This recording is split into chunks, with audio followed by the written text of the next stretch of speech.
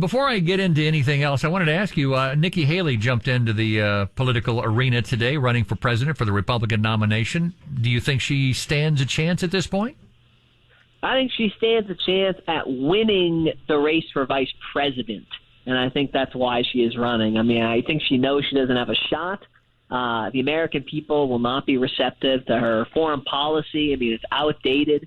It's too, wanting to get involved in other countries, not enough about bringing our troops home. That is what was popular with Trump, and that is what the Republican president should run and win on, is that foreign policy. So I think Nikki Haley's running to be VP or running for exposure more than anything. What do you think some other names might be of people jumping in?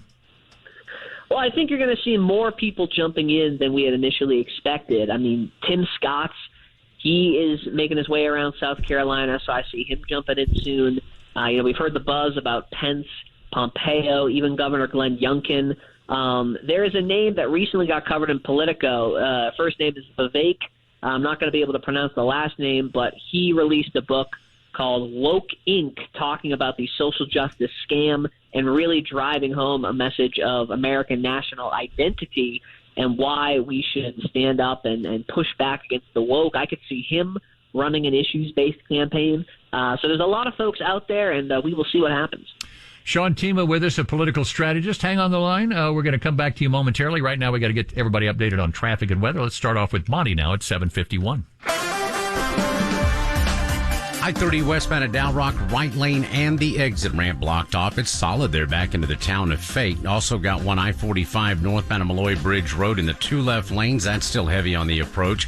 635 eastbound at Abrams, still got three left lanes blocked off. It is solid back into the high five. And a new one now in Fort Worth on I-20 eastbound at Wichita Street. That one takes away part of the right lane.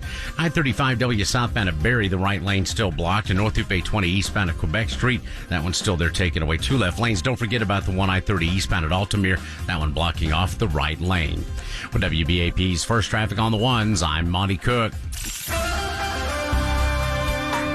From the WBAP Weather Center, the rain is starting to ease up in a lot of places. We still have a few bands of rain that have to get through, some around Frisco, kind of lined up between 289 and US 75 Central, some along the Rayburn, some down West Dallas County, from Irving, Las Colinas down through Duncanville down to Midlothian, and also some patchy showers near DFW Airport and on the northwest side of Fort Worth and southwestern Denton County. High today will be 73 after the rain. Very gusty winds this afternoon. Could lose your trash can.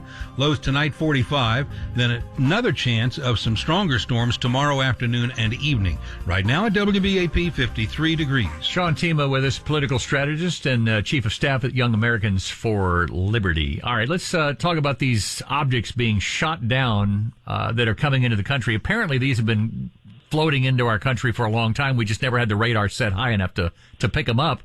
One of the interesting things that's come out of this, though, is the president really hasn't spoken about this yet. He's got spokespeople, but he hasn't said anything about it. That seems unusual to me. Yeah, and that's either a case of gross incompetence or he just doesn't know what's going on. I mean, look, I hate to say it, but you can make a whole case that this presidency has been nothing but elder abuse by Jill Biden propping him up there. So he is either failing in leadership, he doesn't know what's going on, or... Goodness. This isn't a weekend at Bernie's thing going. I don't think it is, at least. Mercy. Hey guys, the only thing that could be worse is 4 years of Bernie himself saying that's true. That's true. Do there, but well, yeah. I wonder if I've wondered throughout this entire administration, because Joe Biden, I've seen this guy for years. He's been around for 50 years, and so I remember when he ran back in the 80s. This is not the same guy, and I'm not talking about age. I'm talking about policies, and I wonder how much influence his staff has on him. I kind of get the impression the staff's kind of running the show, and he's the front man for it. Yeah, I would agree. And Biden has been known to flip-flop and just adjust his policies to the electorate at the time. Name me one thing besides this illusion of that he's for the working man or the union man. I mean, and it saw him mouth off and be disrespectful to the factory worker on his campaign tour. That completely blew up this illusion that he's a friend of the working man. So, yeah, I agree with you. I think the staff's in charge. And when it comes to the UFOs, I mean, look, this government demands, if not coerces, transparency from the American people. I mean, they've been spying on us for years. We know this from Snowden. We know this from the Patriot Act. If a foreign nation is now spying on us as well with these balloons, probably China, the least that the American government can do is let us know and let Congress know. But they are being tight-lipped, and again, it's either gross incompetence and they don't know what's going on, or they do know what's going on and they're trying to get away with pulling the wool over our eyes. We talk about gross incompetence, but then I hear Joe Biden turn back around and say that he's going to run again in a couple of years. Number one, do you think he's going to do that? And number two, is that not just an enormous gift for Republicans? I think that he thinks he's going to do it. I think his staff and the handlers currently haven't stopped him from doing it. You know, Joe Biden, I mean, yes, we all know he has been a failure. But you look at his State of the Union, he is tapping in to that sense of centrist populism that actually resonates with a lot of these swing voters and the average American. I mean, you take that State of the Union alone, his tone, what he was saying. I'm not saying I agree with him. I think he was lying about a lot of his successes.